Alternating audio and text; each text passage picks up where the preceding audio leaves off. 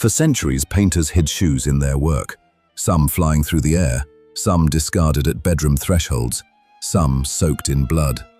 Jan van Eyck, Fragonard, Manet, Van Gogh, Repin. They weren't painting footwear, they were speaking a language we've forgotten how to read.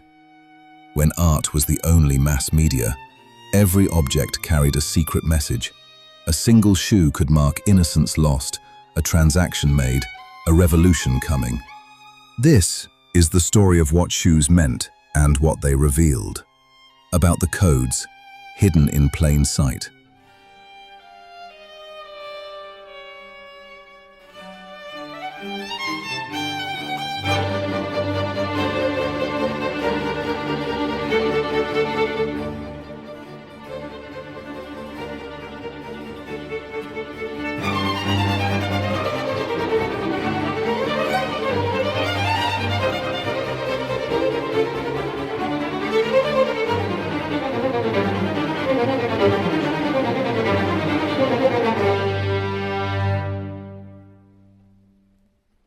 In 1434, Jan van Eyck created a painting full of hidden codes. He painted Arnolfini, which is hung in London's National Gallery. A man in fur-trimmed robes raises his right hand. A woman in green extends her hand toward him. Between them, a small dog. Behind them, a convex mirror. And in the foreground, deliberately abandoned, one pair of shoes. Brown leather patterns, wooden overshoes worn to protect indoor shoes from mud, lie near the man. Red slippers rest in the background near the bed. Both are waiting. For centuries, scholars believed this was a wedding portrait. The shoes meant the couple stood on holy ground. Moses before the burning bush, removing his sandals at God's command. Take off your sandals, for the place where you stand is holy ground. But in 2003, art historian Margaret Costa published evidence that changed everything. A letter dated February 26, 1433, written by Bartolomea to Lorenzo de' Medici, mentions that her daughter Costanza is no longer alive. Costanza Trenta had married Giovanni di Niccolao Arnolfini in 1426 when she was 13. She likely died in childbirth, probably around age 20. The painting is dated 1434, more than a year after Costanza's death. If Costanza is the woman in the portrait, and Costa argues she is, then the shoes don't mark a wedding. They mark a threshold between life and death. Van Eyck may have begun this portrait while Costanza was still alive. But infrared analysis reveals that key symbols of death were added later. The detail of the chandelier, the dog, the carved figure of Saint Margaret, patron saint of childbirth, on the chair behind Costanza. None of these were in the original underdrawing.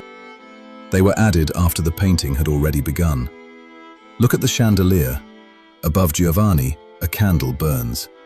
Above Costanza, a spent candle with wax drippings.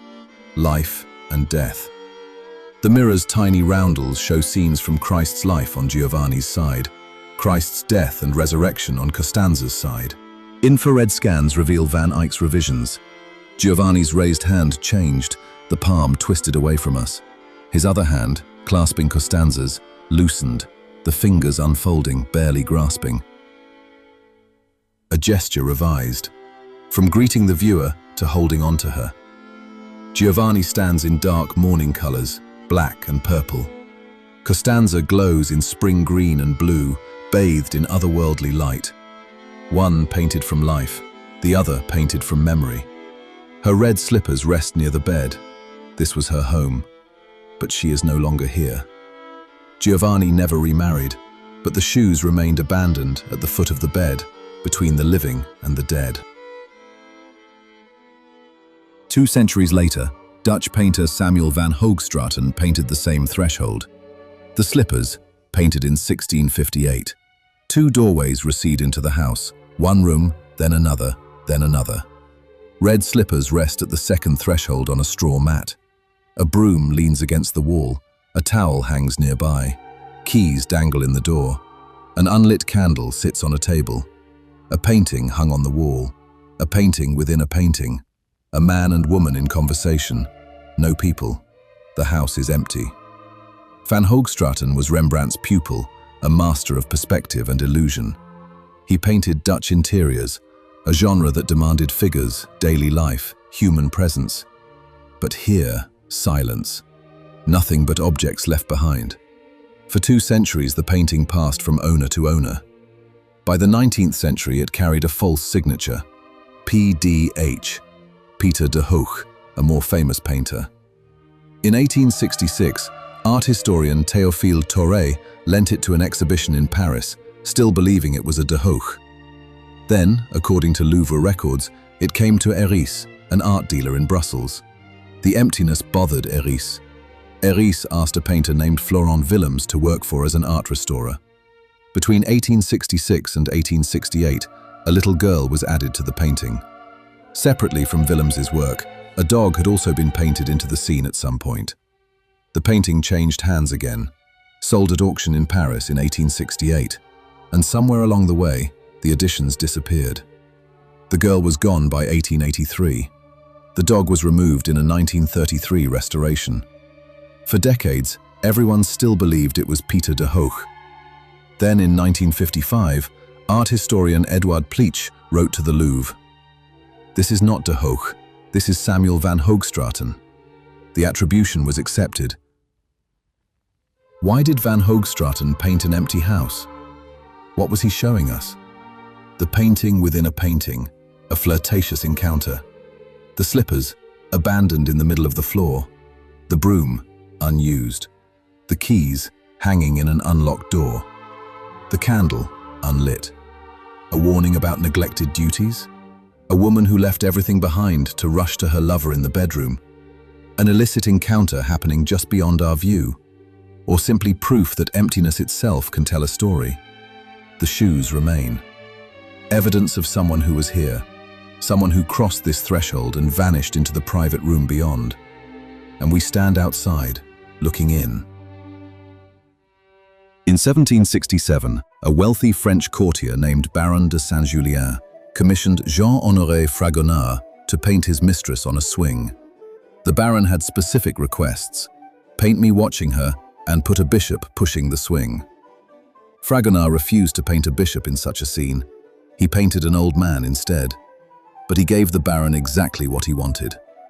The painting shows a young woman in pink flying through the air on a swing. An older man in shadow pulls the ropes behind her. And in the foreground, a young man, the Baron himself, lies hidden in the bushes, gazing up as her skirt billows.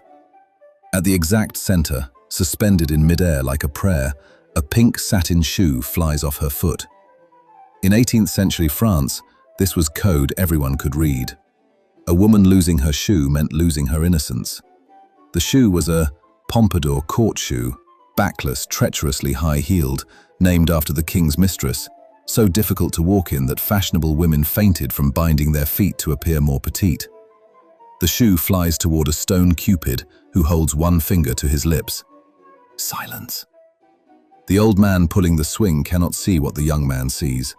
The woman kicks deliberately. She knows she's being watched. She's complicit in the game. When the French Revolution came in 1789, Fragonard lost his patrons to the guillotine and exile. He survived but died in poverty in 1806, forgotten. The world his paintings depicted, of secret gardens and elaborate seductions, had been destroyed forever. A century later, Édouard Manet stripped away the garden, the allegory, the mythology. His 1863 painting, Olympia, shows a prostitute reclining on a bed in a Paris apartment, wearing nothing but a ribbon choker, an orchid in her hair, pearl earrings, a gold bracelet, and one pale satin mule dangling from her foot. The other foot is bare. Manet appropriated the pose from Titian's Venus of Urbino, painted 3 centuries earlier. But he replaced the goddess with a real woman. A black maid enters from the right, holding a bouquet of flowers, likely from a client, payment or tribute. But at the foot of the bed, half hidden in shadow, stands a black cat. Its back is arched, its tail raised. Its yellow eyes stare directly at you. In Titian's original, a dog sleeps peacefully, a symbol of fidelity and domesticated virtue. Manet painted his own pet cat instead, an animal that was associated with witchcraft and dark magic since the 13th century. The cat's posture is deliberately aroused, and in French, chat, cat, is slang for female genitalia. The cat represents what Olympia's hand covers. The name Olympia was slang for a prostitute. In 19th century French, the word chausson, slipper, was also street slang for a prostitute. The phrase went, putain comme chausson, a prostitute like a slipper, because a slipper fits any foot. The shoe hangs loose, half fallen, ready to be kicked off in an instant. When the painting was exhibited in 1865, critics were outraged. One said she looked like a corpse in the morgue. Guards had to protect the canvas from viewers trying to slash it with umbrellas. The scandal wasn't that Manet painted a prostitute. The scandal was that he refused to hide what she was. No mythological disguise, no garden, just a real woman, uncovered, both literally and figuratively. And you, the viewer, are implicated. In 1847, French sculptor Félicie de Fauveau carved the right foot of ballerina Fanny Elssler in marble. Not a portrait, not a bust, just a foot, preserved like a saint's bone. Fanny Elssler was the most famous dancer of the 19th century. When she toured America, Congress closed so members could attend her performances. Fans made plaster casts of her foot, porcelain figurines, chocolates molded in her image. Her feet weren't just famous, they were worshipped. Her technique, danse taquetée, was defined by sharp, precise footwork. The foot was everything. Fauveau carved that foot in marble like a holy relic. It's both tribute and tragedy. Tribute, your foot was legendary enough for immortality in stone. Tragedy, when a dancer stops moving, the art disappears. All that remains, one marble foot in a Vienna museum. Édouard Manet understood relics too. In 1882, dying of syphilis, he created a bar at the Folies Bergère. In the upper left corner, two small green laced boots dangle. Trapeze artist Leona Dare performing above the crowd. Barmaid Suzanne stands below, trapped behind her bar, exhausted. The trapeze artist performs above, free, admired, airborne. 11 days after his foot was amputated in April 1883, Manet died.